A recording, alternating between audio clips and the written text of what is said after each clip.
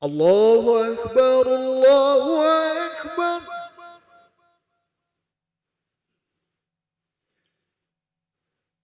Allahu Akbar, Allahu Akbar.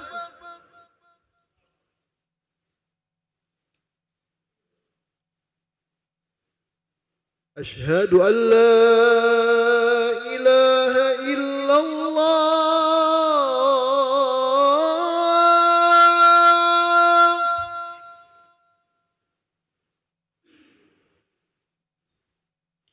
Asyhadu an la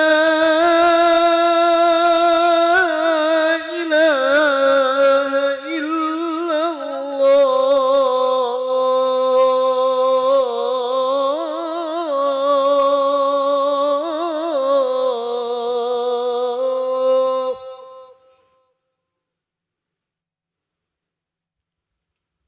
Asyhadu anna Muhammadar Rasulullah.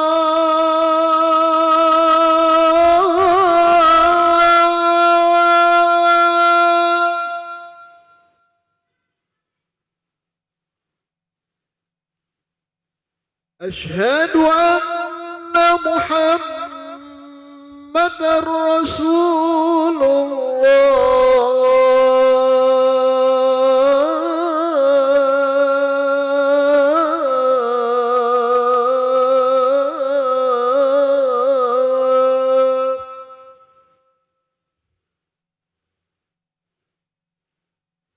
Hayya 'alas salat.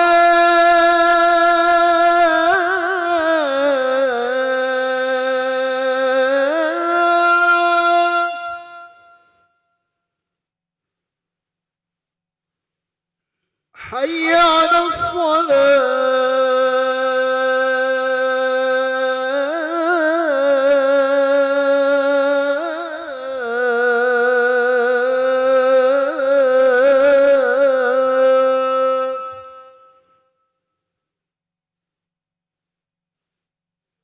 Hayya 'alal falah.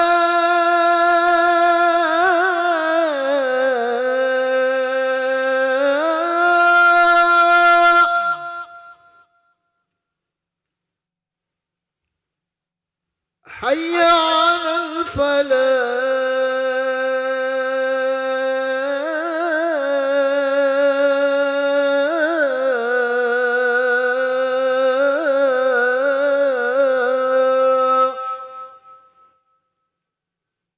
Allahu Akbar, Allahu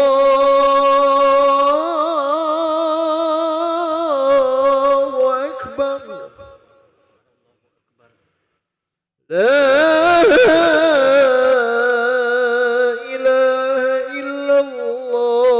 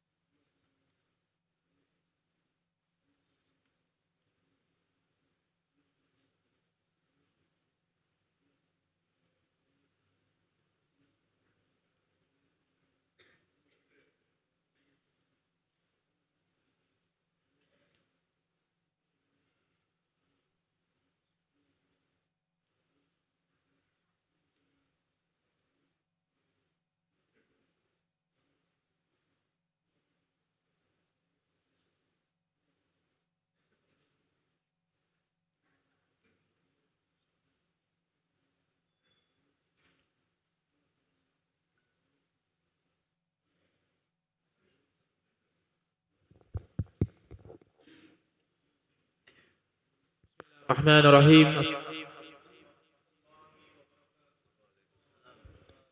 Alhamdulillahirabbil alamin.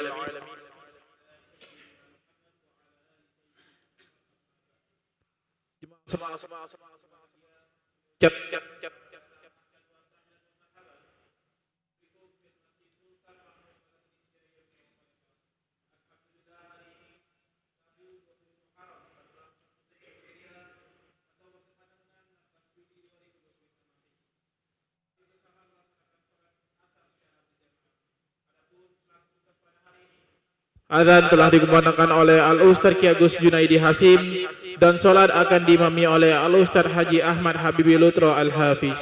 Dilanjutkan cawisan ba'da salat bersama guru kita Al-Habib Ahmad bin Alwi Al-Kaf dengan pembahasan kitab Safinatun Najah.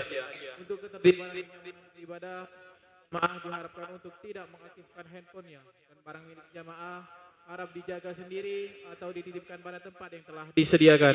Dan kami himbau kepada para jamaah untuk berniat iktikaf ke masjid serta dapat mengikuti rangkaian zikir dan doa bersama imam sampai dengan selesai. Demikianlah harap dimaklumi. Atas perhatiannya Masjid Sultan Mahmud Badarudin Jaya Wikromo Palembang mengucapkan terima kasih. Semoga Allah Subhanahu wa taala menerima rangkaian ibadah kita. Amin ya rabbal alamin. Wassalamualaikum warahmatullahi wabarakatuh.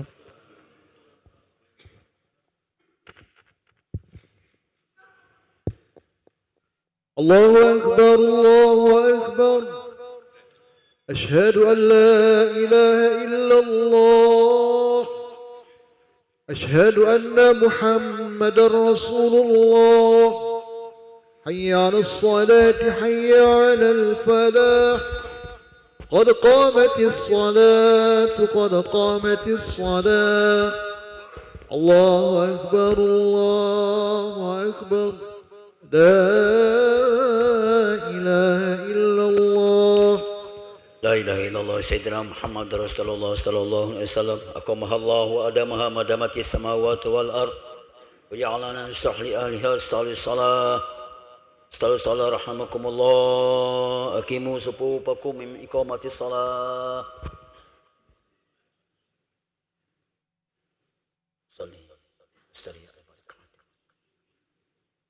الله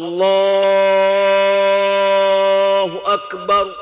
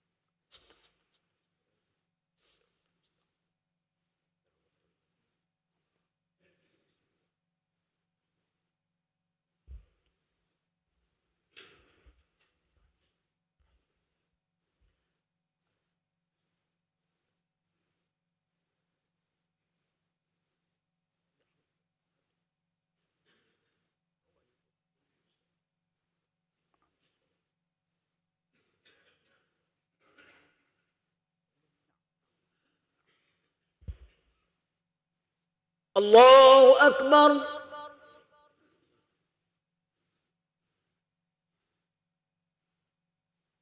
سمع الله لمن حمده الله أكبر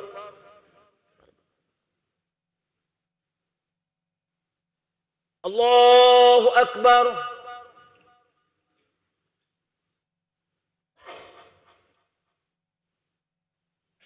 الله أكبر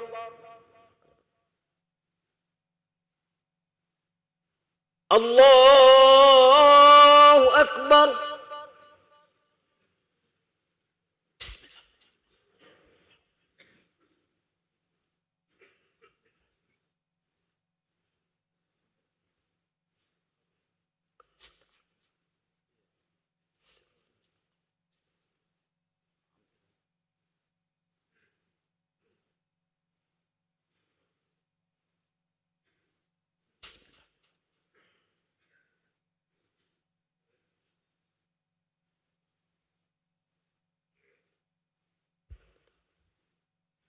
الله أكبر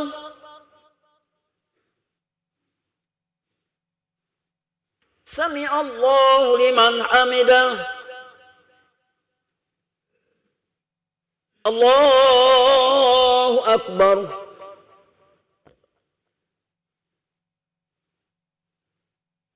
الله أكبر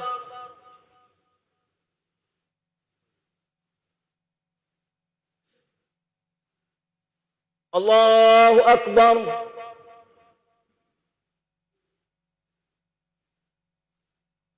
الله أكبر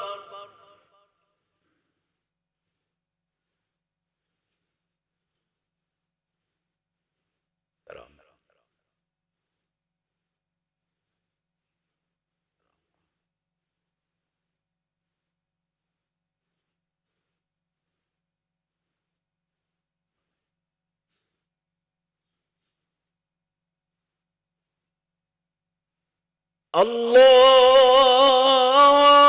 أكبر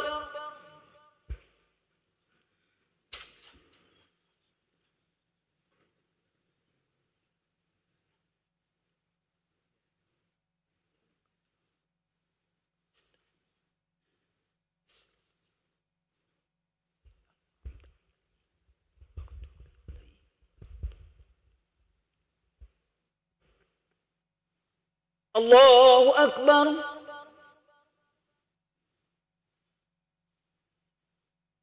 سمع الله لمن حمده الله أكبر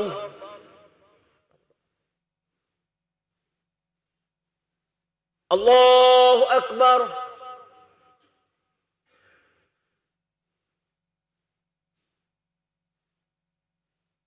الله أكبر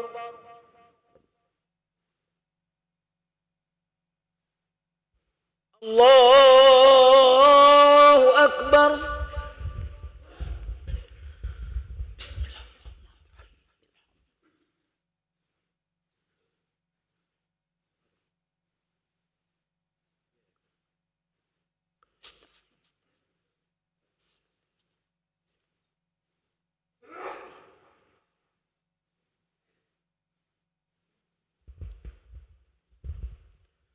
الله أكبر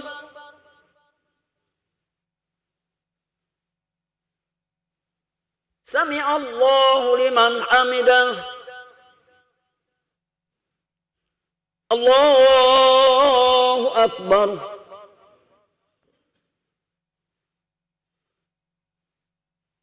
الله أكبر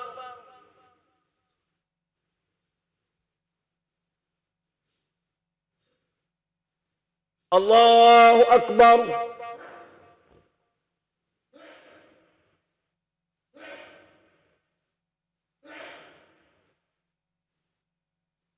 الله أكبر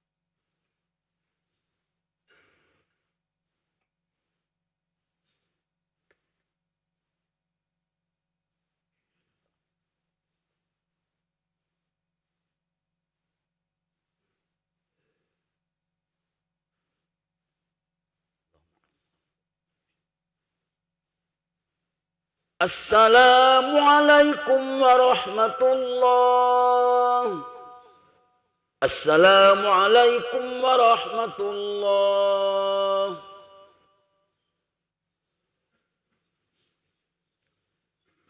الحمد لله رب العالمين استغفر الله العظيم الذي لا إله إلا هو الحي القيوم وأتوب إليه استغفر الله العظيم الذي لا إله إلا هو الحي القيوم وأتوب إليه استغفر الله العظيم الذي لا إله إلا هو الحي وأتوب إليه لا إله إلا الله وحده لا شريك له له الملك وله الحمد يحيي ويميت وهو على كل شيء قدير لا إله إلا الله وحده لا شريك له له الملك وله الحمد يحيي ويميت وهو على كل شيء قدير لا إله إلا الله وحده لا شريك له له الملك وله الحمد يحيي ويميت وهو على كل شيء قدير لا إله إلا الله وحده لا شريك له له الملك وله الحمد يحيي ويميت وهو على كل شيء قدير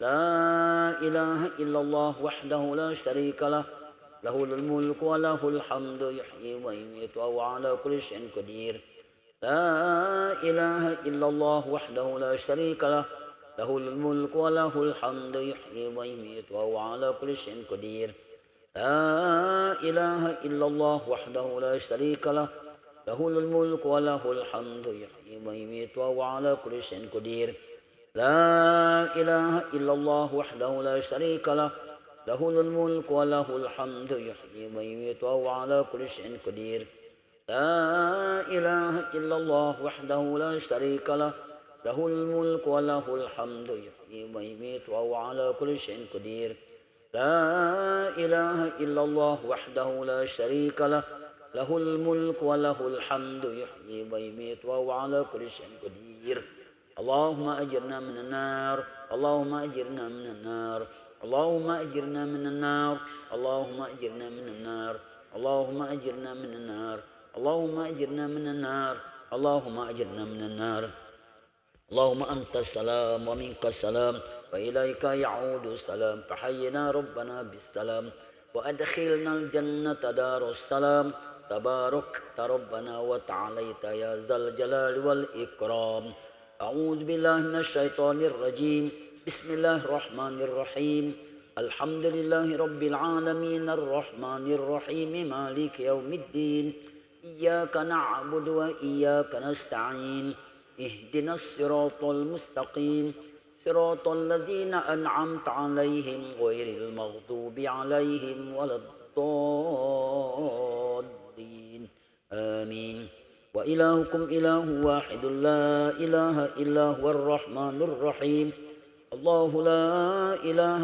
إلا هو الحي القيوم لا تأخذه سنة ولا نوم له ما في السماوات وما في الأرض من ذا الذي يشفع عنده إلا بإذنه يعلم ما بين أيديهم وما خلفهم ولا يحيطون بشيء من علمه إلا بما شاء وسع كرسيه السماوات والأرض ولا يؤوده حفظهما وهو العلي العظيم بسم الله الرحمن الرحيم قل هو الله أحد الله الصمد لم يلد ولم يولد ولم يكن له كفوا أحد بسم الله الرحمن الرحيم قل هو الله أحد الله الصمد لم يلد ولم يولد ولم يكن له كفوا أحد بسم الله الرحمن الرحيم قل هو الله أحد الله الصمد لم يلد ولم يولد ولم يكن له كفوا أحد إلهي يا ربي يا ربنا يا معبود سبحان الله سبحان الله سبحان الله سبحان الله سبحان الله سبحان الله سبحان الله سبحان الله سبحان الله سبحان الله سبحان الله سبحان الله سبحان الله سبحان الله سبحان الله العظيم يا كريم دائما أبدا الحمد لله الحمد لله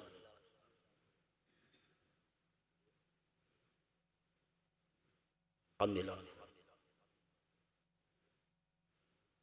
لله الحمد لله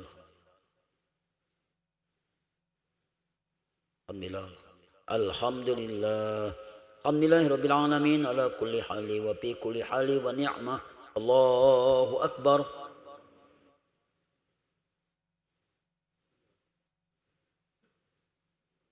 الله أكبر الله أكبر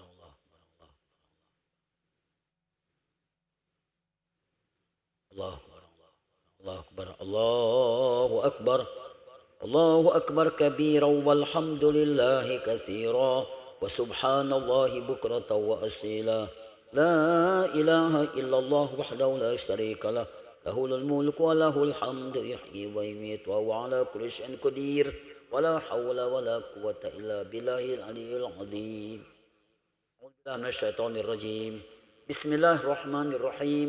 الحمد لله رب العالمين والعاقبة للمتقين ولا عدوان إلا على الظالمين والصلاة والسلام على أشرف الأنبياء والمرسلين سيدنا محمد وعلى آله وصحبه أجمعين. اللهم اغفر لنا ذنوبنا ولوالدينا وارحمهم كما ربونا صغارا ولجميع المسلمين والمسلمات والمؤمنين والمؤمنات الأحياء منهم والأموات برحمتك يا أرحم الراحمين. اللهم أعنا على ذكرك وشكرك وحسن عبادتك. اللهم إنا نسألك الهدى والتقى والعفاف والغنى. اللهم جملنا بالعافية والسلامة وحققنا بالتقوى والاستقامة وأعذنا من موجبات الندامة إنك سميع الدعاء. ربنا هب لنا من أزواجنا وذريتنا قرة أعين واجعلنا للمتقين إماما.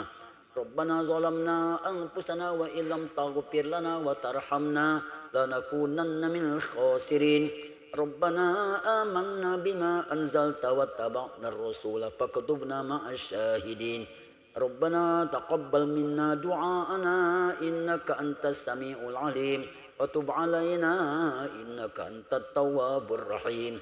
ربنا آتنا في الدنيا حسنة وفي الآخرة حسنة وقنا عذاب النار وقنا عذاب النار وقنا عذاب النار يا عزيز يا غفار يا رب العالمين. صلى الله على سيدنا محمد النبي الأمي وعلى آله وصحبه أجمعين. سبحان ربك رب العزة عما يصفون وسلام على المرسلين والحمد لله رب العالمين. الفاتحة. أعوذ بالله من الشيطان.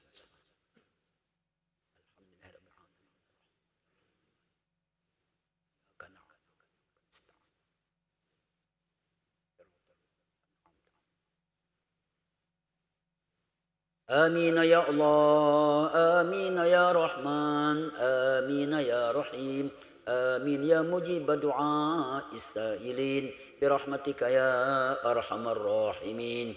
اللهم عافنا من كل بلاء الدنيا وعذاب الآخرة واصرف عنا بحق القرآن العظيم ونبيك الكريم شر الدنيا والشر الآخرة. غفر الله لنا ولهم برحمتك يا أرحم الراحمين. دعواهم فيها سبحانك اللهم وتحياتهم فيها السلام وآخر دعوانا أن الحمد لله رب العالمين. صلى الله على محمد.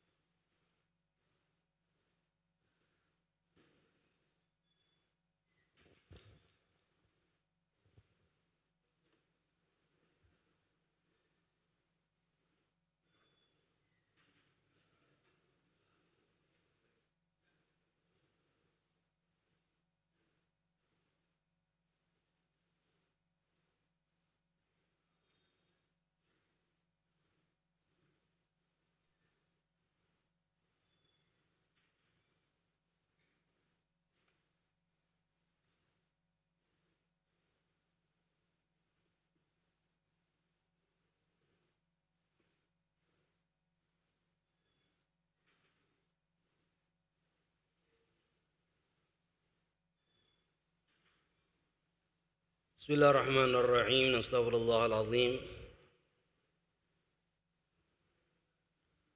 السلام عليكم ورحمة الله تعالى وبركاته.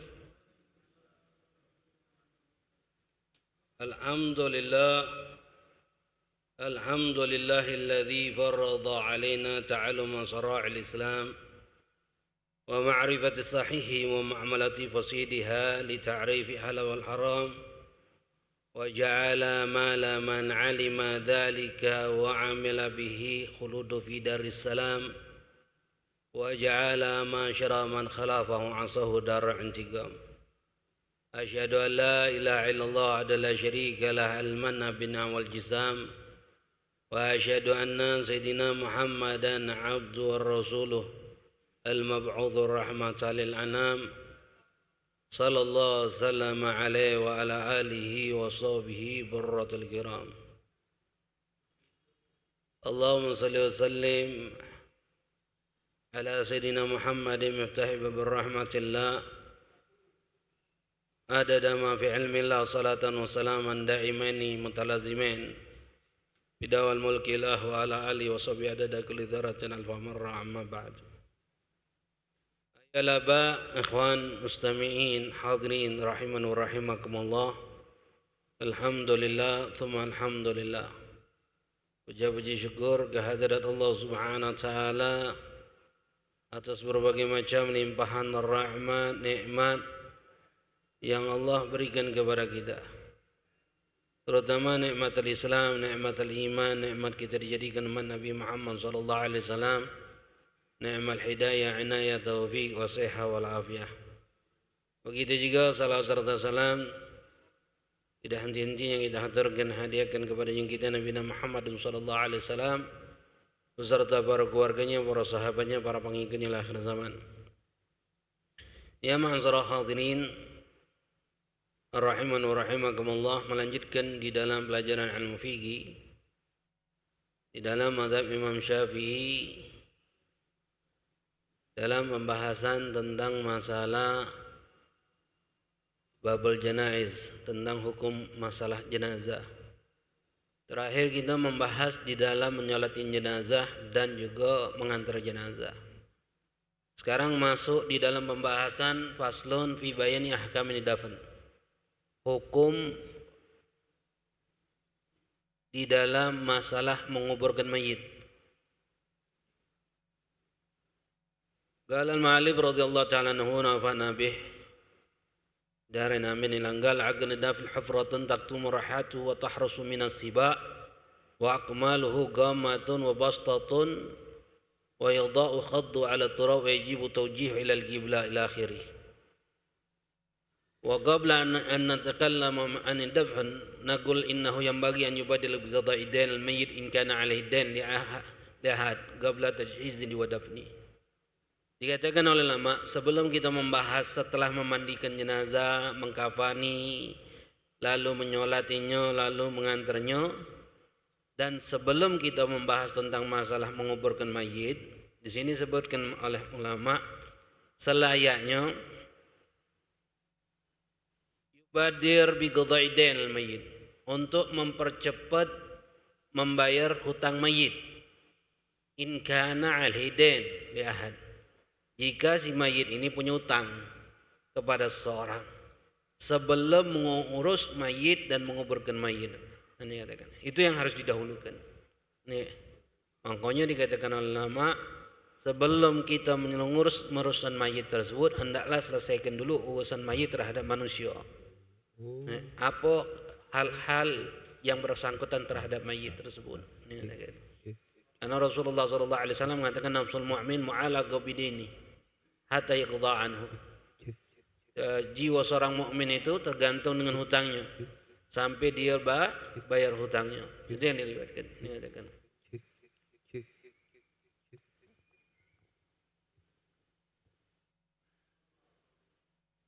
Dikatakan oleh ulama, fa illam yatamakkan bi an kana tarikatu agaran aw nahwi mimma la yastati ibra'u dhimmatun min duyuni mutaratibah alaih. Dikatakan ulama, jika si mayit ini punya hutang dan tidak memungkinkan untuk langsung membayar hutangnya, karena si mayit ini misalnya punya harta, tapi hartanya sifatnya barang, tanah, rumah, yang tidak mungkin langsung pacak membayar hutang mayit, maka kalau Imam Syafi'i wal Abu Hamid yas'alu wali ghurmahu an yuhallilahu wa yahtalahu bih alaih. Dikatakan Yang pertama yang harus kita minta adalah uang yang diutangi tersebut meminta menghalalkannya atau hiwalah. Hiwalah itu memindahkan utang dia kepada ahli mayit. Makanya biasanya setelah menyolati mayit, ada salah sikok daripada ahli mayit itu tegak ngumumkan bahwasanya jika ada urusan semayit ini urusan masalah utang piutang, maka utang piutang itu dipindahkan kepada anaknya si A, dan urusannya balik kepada si A. Maka itu hiwalah kata ulama. Hiwalah ini akan melepaskan beban si mayit tersebut. Dikatakan lihaja wa maslahah, karena adanya hajat dan maslahat. Dikatakan wa takunu nafsul mayyit mu'alaqa bidani, dikatakan, dan urusan mayit tersebut yang berhubungan hutang terhadap si mayit tersebut maka akan berpindah kepada uang yang menjadikan perpindahan hutang tersebut kepada keluarga mayit tersebut. Ini katakan ulama. Nah, hiwalah ini dikatakan oleh ulama diperbolehkan terhadap mayit tersebut. Makanya pernah dalam satu riwayat hadis diceritakan ketika ada seorang sahabat meninggal dunia. Pada saat itu Rasulullah SAW sebelum menyolati mayit tersebut, Rasulullah bertanya kepada sahabat yang lain, apakah si mayit ini punya hutang? Maka pada saat itu salah satu sahabat mengatakan bahwasanya ya Rasulullah dia punya hutang. Dikatakan. Maka pada saat itu Rasulullah tidak mau nyolatinya. Justru Rasulullah SAW mengatakan sholatlah kalian. Dikatakan. Sampai salah satu sahabat mengatakan ya Rasulullah aku yang akan nanggung hutang dia. Ini hiwalah. Sehingga pada saat itu pun Rasulullah SAW menyolatinya dengan para sahabat. Ketika ada hiwalah perpindahan hutang tersebut. Dijawab oleh ulama, kenapa Rasulullah SAW tidak mau menyolatin dia? Karena ketika Rasulullah SAW dijawab oleh ulama, karena ketika Rasulullah SAW menyolatin mayit tersebut, maka si mayit itu akan terbebaskan daripada hukuman, terbebaskan daripada ketergantungan si mayit itu kepada hak uang lain. Makanya Rasulullah SAW tidak mau menyolatinya. Ini katakan karena ada hak uang yang hidup terhadap mayit tersebut. Makanya hati-hati ikhwan terhadap yang namanya hutang ini. Makanya dalam riwayat Abu Dawud an Abi Musa Asy'ari radhiyallahu anhu anna Nabi sallallahu alaihi wasallam qaal a'dhamu dhunub 'inda Allah azza wa jalla an yalqahu biha 'abdun ba'da al-kaba'ir allati nahaa Allah ta'ala anha an yamutu ar-rajul 'alaihi dain lam yada' lahu qada. Rasulullah sallallahu alaihi wasallam mengatakan a'dhamu dhunub, paling besarnya suatu dosa besar indallah di sisi Allah Subhanahu wa taala, ayalgahu biha 'abdun ba'dal kaba'ir, bertemunya seorang hamba Allah dengan Allah setelahnya dosa-dosa besar yang dilarang oleh Allah Subhanahu wa taala adalah dia mati dalam keadaan membawa hutang yang hutang itu belum dibayar oleh dia. Min a'dhamidz dzunub kata Rasulullah, termasuk daripada dosa besar. Dan kita dalam kehidupan di dunia kita sekarang ini, kita senangnya yang namanya hutang. Wong yang hutang itu ada dua tipe. Terkadang dia hutang, dia butuh dengan sesuatu tersebut. Yang kedua, wong yang hutang, dia hobi dengan hutangnya tersebut. Wabil khusus mereka para tujar, para pengusaha. Para pengusaha itu senang dengan hutang. Dia sudah mampu walaupun dia punya duit dengan miliaran, dia untuk memperbanyak aset tersebut supaya usahanya tetap berjalan dan dia punya aset baru atau untuk memperbesar usaha dia hutang. Itu yang sering terjadi. Dan dia menganggap remeh dengan hutang tersebut. Dia pikir dia bakal mampu membayar hutang tersebut. Tapi dia lupa bahwasanya kehidupan dia tidak dia bisa pastikan bakal bisa selesai hidup tersebut dengan selesainya membayar hutang. Belum tentu. Belum tentu dia mati, esok mati, hutang itu belum selesai. Dan dia menganggap remeh dalam masalah hutang tersebut. Na'udzubillah, tsumma na'udzubillah. Makanya hati-hati ya kawan. Hati-hati di dalam masalah den, masalah hutang ini. Dan apalagi di zaman kita sekarang macam-macam hutang ini. Bahkan ada yang bahasa kita sekarang ini pinjol, pinjaman online. Na'udzubillah, tsumma na'udzubillah. Itu semuanya hal-hal yang dilarang dalam agama. Hati-hati. Pinjam dengan duit bank, riba. Ini maksiat muntajirah. Ini maksiat yang sudah menyebar. Ini katakan. Hukum jual beli dengan cara kredit. Semuanya itu akan menjadikan riba. beli motor kredit, beli rumah kredit, semuanya akan menimbulkan riba. Ribanya apa? Riba gharar.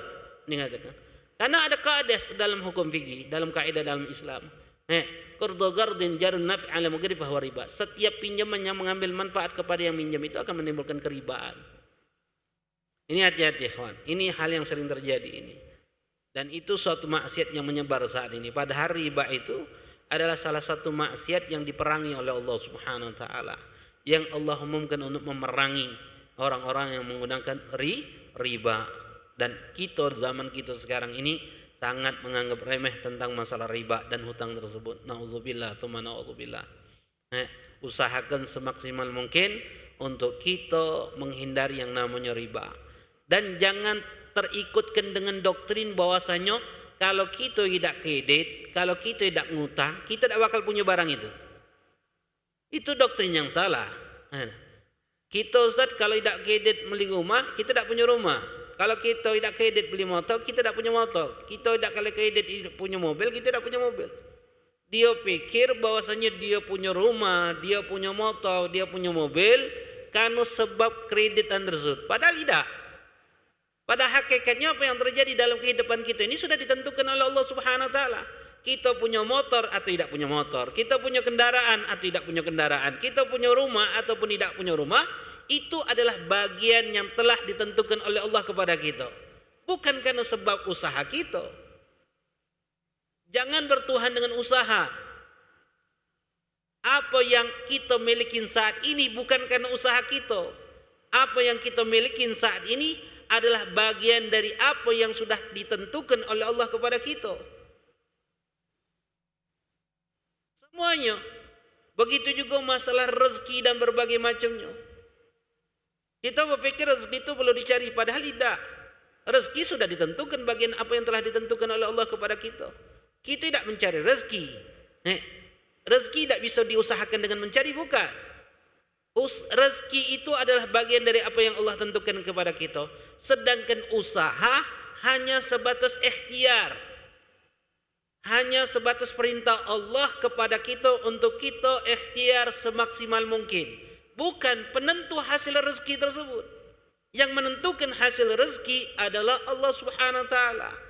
Jadi artinya apa yang kita miliki saat ini bukan karena usaha kita. Tapi memang apa yang sudah Allah berikan kepada kita, bagian yang memang sudah Allah tentukan sebelum ditentukan oleh Allah kepada kita orang, sebelum kita diciptakan oleh Allah. Makanya dalam satu riwayat hadis Rasulullah sallallahu alaihi wasallam mengatakan, "Lau kana ibnu Adam harubu min rizqi kama yahrubu minal maut, la adraka rizqi kama adrakal maut." Kalau Bani Adam ini lari dari rezekinya sebagaimana dia lari dari kematiannya, maka rezekinya akan datang kepada dia sebagaimana kematian akan datang kepada dia. Konsepnya sama, antara rezeki dengan ajal ini sama konsepnya. Ajal itu nak cak mano lah kita menghindar, jika itu ajal kita akan datang kepada kita. Ajal itu cak mano lah kita nak ngejar supaya mati, kalau belum ajalnya kita tidak akan mati. Ada orang tak baca berenang, dia loncat dari ampega. Dia pengen mati, dia pengen mendatangi ajalnya. Subhanallah, ajalnya belum datang, dia selamat. Begitu juga sebaliknya, ada orang lari dari ajalnya. Dia naik ketek, nyeberang, dia naik ketek. Dia pakai perahu, dia pakai alat-alat untuk menyelamatkan diri dia. Dia pakai ban, segala sesuatunya. Cuman kalau sudah ajalnya akan datang ajalnya. Konsep ajal dengan rezeki itu sama, tidak ada bedanya. Ngapa kita yakin dengan ajal pasti akan datang kepada kita? Ngapa kita tidak yakin rezeki itu akan datang kepada kita? Kita sibuk dengan rezeki, mengejar rezeki, padahal rezeki ini tidak akan kemana-mana. Saking hebatnya rezeki itu, kita tidak pernah tahu letaknya rezeki itu di mana, tapi rezeki tahu letaknya diri kita di mana. Nak kita singitanlah di rumah, kalau itu rezeki kita akan datang ke rumah kita. Sama aja, tak ada bedanya. Tinggal ikhtiarnya kita be. Ikhtiar itu tidak menentukan rezeki. Ikhtiar usaha tidak menentukan hasil. Yang menentukan hasil murni Allah Subhanahu wa taala. Lalu Allah berikan coro kepada kita dengan ikhtiar itu. Ada dua coro. Coro yang dihalalkan oleh Allah dan coro yang diharamkan oleh Allah. Jika kau gunakan coro yang halal, yang dihalalkan oleh Allah, itu rezeki, itu akan bernilai ganjaran pahala. Jika kau menggunakan coro yang diharamkan oleh Allah, itu pun rezeki adalah rezeki dari Allah. Dan kau akan mendapatkan dosa itu. Dan ingat, coro, ikhtiar, usaha tidak menentukan hasil dari rezeki itu. Yang menentukan hasil murni dari Allah Subhanahu wa taala. Kalau kita yakini hal itu, ikhwan, kita tidak akan menggunakan coro-coro yang melanggar aturan agama. Sampai-sampai kita melakukan hal yang riba, hal yang bertentangan dengan syariat. Na'udzubillah, tsumma na'udzubillah.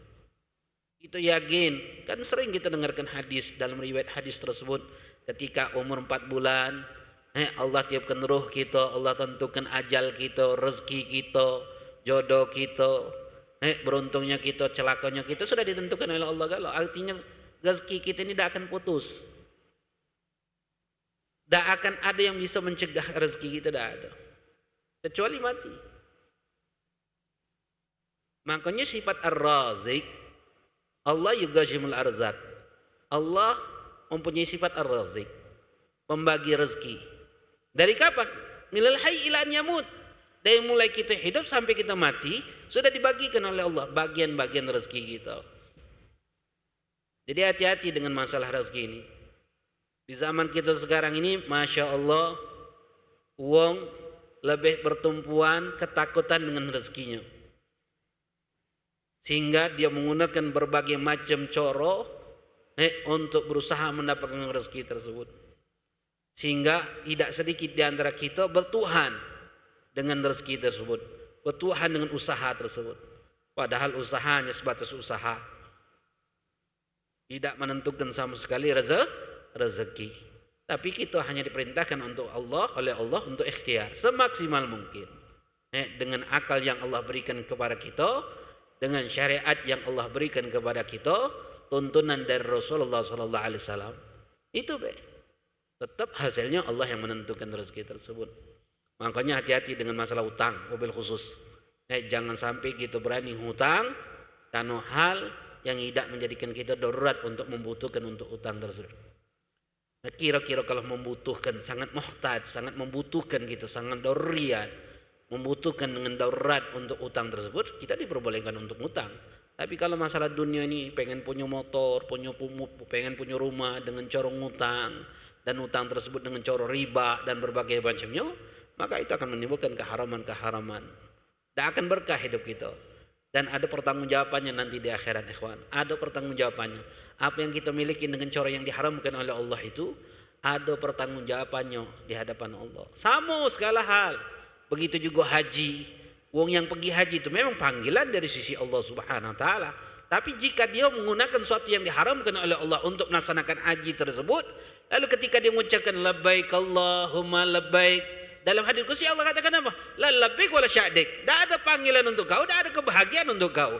Kenapa? Karena dia menggunakan sesuatu yang diharamkan oleh Allah. Walaupun haji yang dia lakukan itu bagian apa yang telah ditentukan oleh Allah Subhanahu wa taala, tapi dia menggunakan cara yang diharamkan oleh Allah. Begitu juga apa yang kita miliki, rumah, mobil, kendaraan, apapun yang kita miliki dengan cara yang diharamkan oleh Allah, maka sudah pasti akan ada pertanggungjawaban di hadapan Allah Subhanahu wa taala. Dan apa yang kita miliki bukan apa yang diberikan oleh Allah kepada kita ini bukan hanya sebatas gratis, enggak. Ada pertanggungjawabannya di hadapan Allah. Kita tidak akan sanggup dengan pertanggungjawaban tersebut. Allah nyatakan dalam firman, "Tsumma la tus'aluna yawma idzin 'anin na'im." Pada detik itu, hari itu, saat itu, Allah pertanyakan setiap nikmat yang Allah berikan kepada kita. Tidak ada yang terlepas. Nikmat melihat, nikmat mendengar, nikmat kendaraan, nikmat rumah, nikmat istri, nikmat berbagai macam nikmat yang Allah berikan. Kita merasakan nikmat nyaman dengan nikmat itu, Allah pertanyakan nikmat tersebut. Tidak gratis. Tidak gratis. Semua yang Allah berikan kepada kita itu adalah ujian untuk menjadikan diri kita pandai bersyukur dengan nikmat itu atau justru ingkar dengan nikmat itu.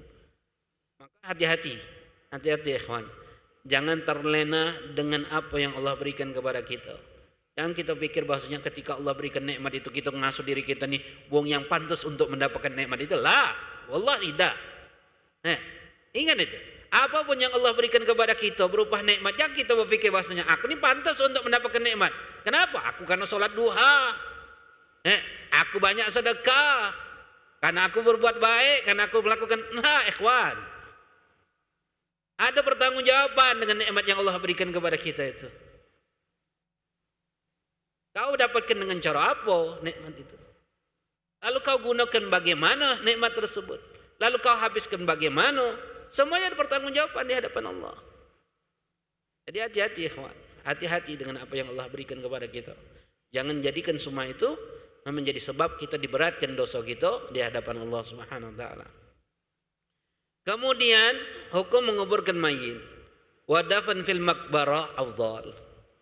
Nguburkan di tempat pekuburan umum itu lebih afdal, lebih utama dibandingkan kita nguburkan di tempat kuburan pribadi.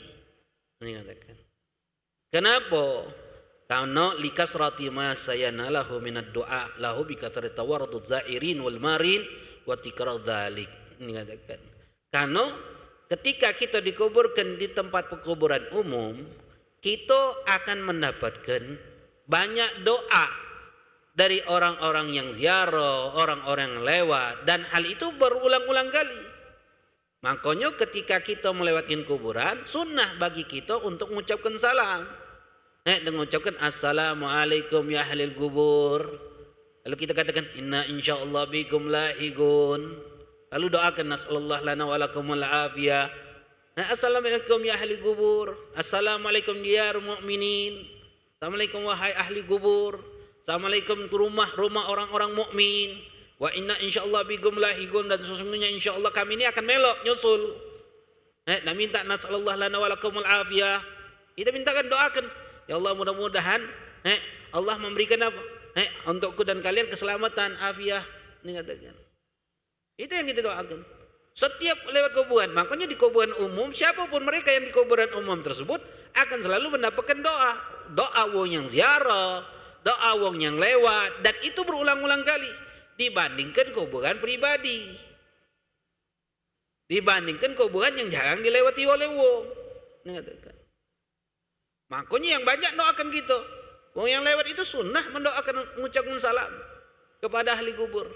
Sunnah. Dan sunnah mendoakan ahli kubur tersebut.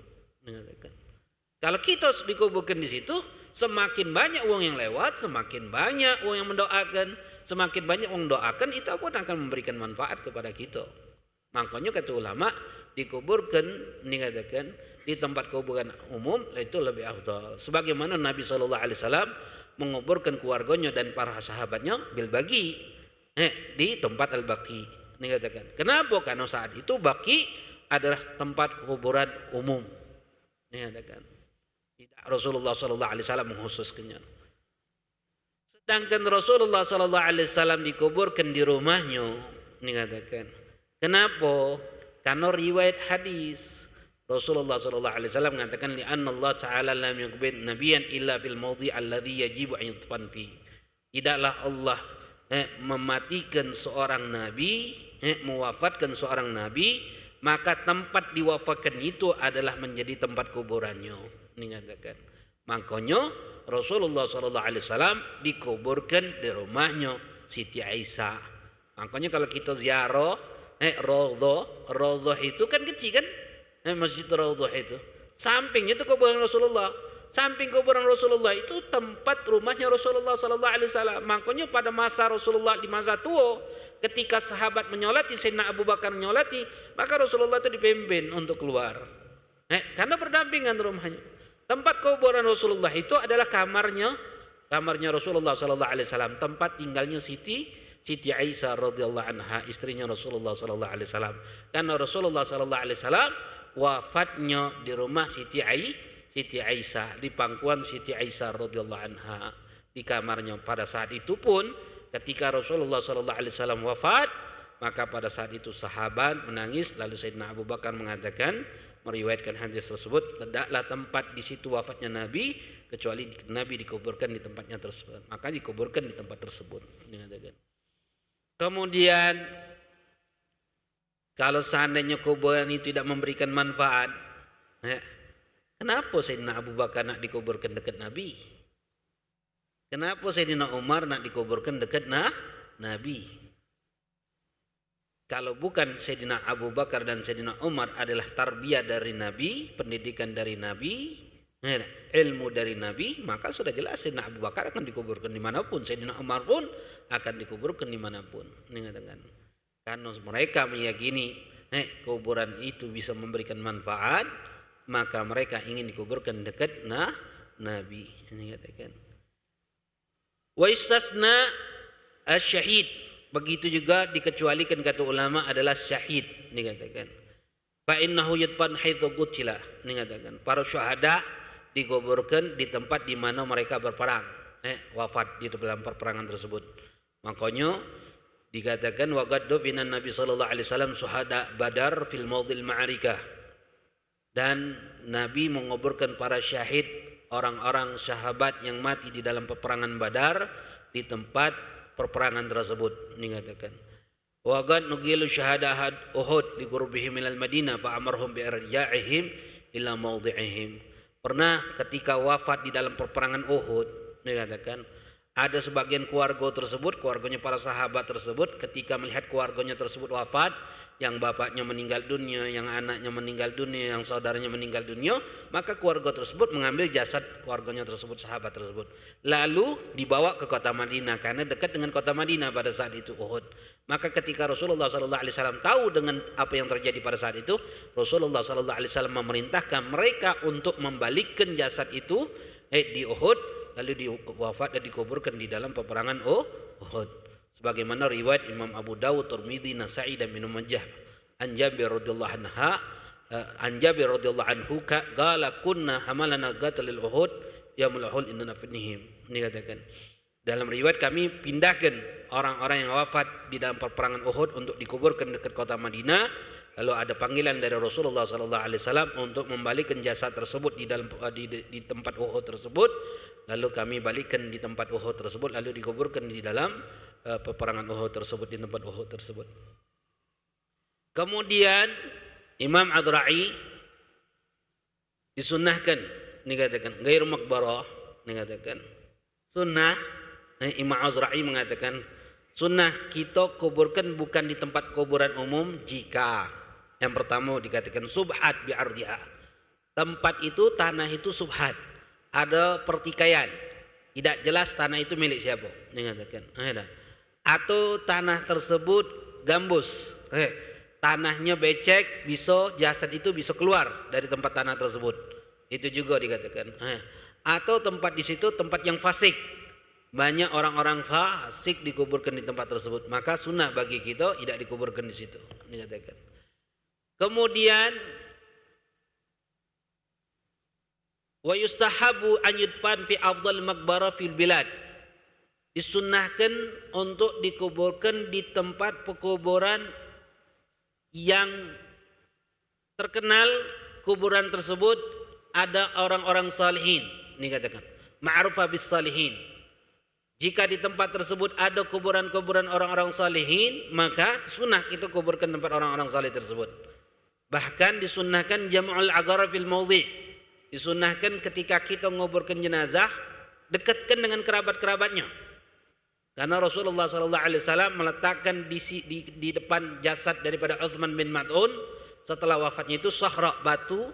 Lalu Rasulullah SAW mengatakan assalamu biha qabra akhi la udafina ilaihi man mata min ahli. Rasulullah memberikan tanda tersebut, kuburan itu batu yang besar.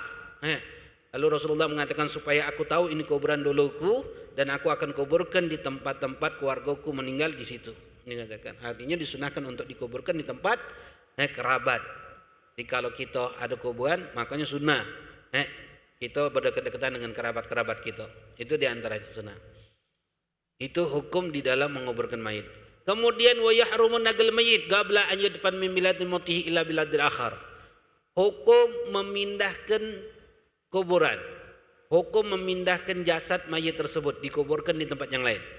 Jika mayit itu meninggalnya di kota Palembang, lalu kita pindahkan jasadnya, kuburannya bukan di kuburan Palembang, tapi bawa ke Jawa masalah. Apa hukumnya? Ini katakan ulama. Sebagian ulama mengatakan haram. Menguburkan mayit di tempat selain tempat dia meninggal. Ini katakan. Sebagian ulama mengatakan hukumnya haram. Ini katakan.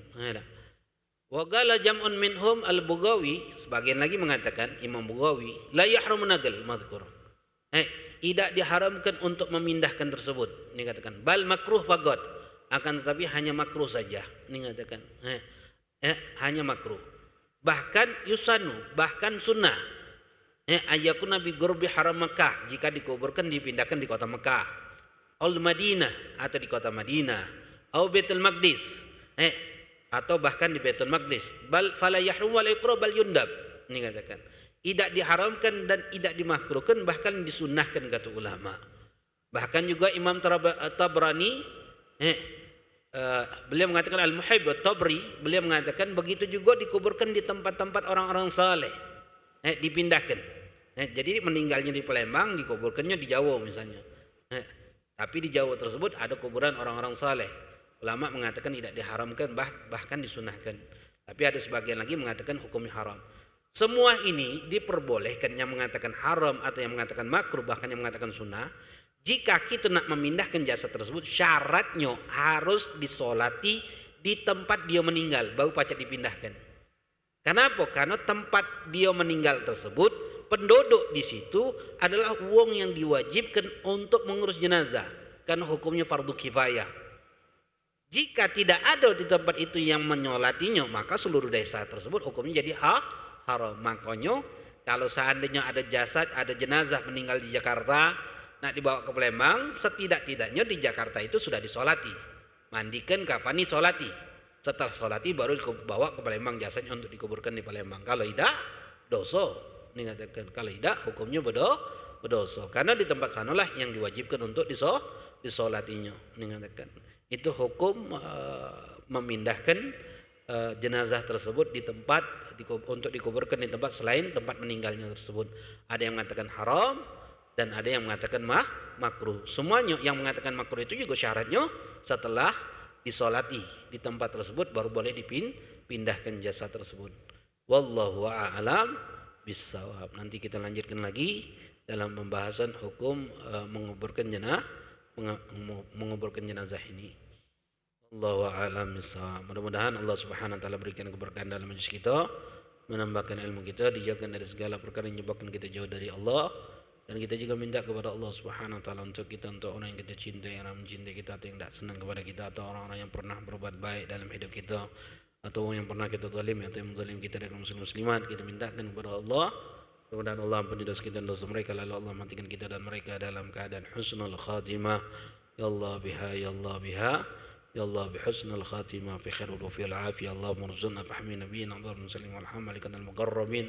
Allahumma aghna bi'ilmi, zina bihilmi, akramna bitaqwa, wa jamilna bil afiyah arhamar rahimin. Wa sallallahu ta'ala ala sayyidina Muhammad nabiyil ummi wa ala alihi wasallam. Alhamdulillah rabbil alamin. Subhanakallahumma bihamdika asyhadu an la ilaha illa anta astaghfiruka wa atubu ilaik. Hadza ma aqul lakum wa lakum minkum. Assalamualaikum warahmatullahi taala wabarakatuh.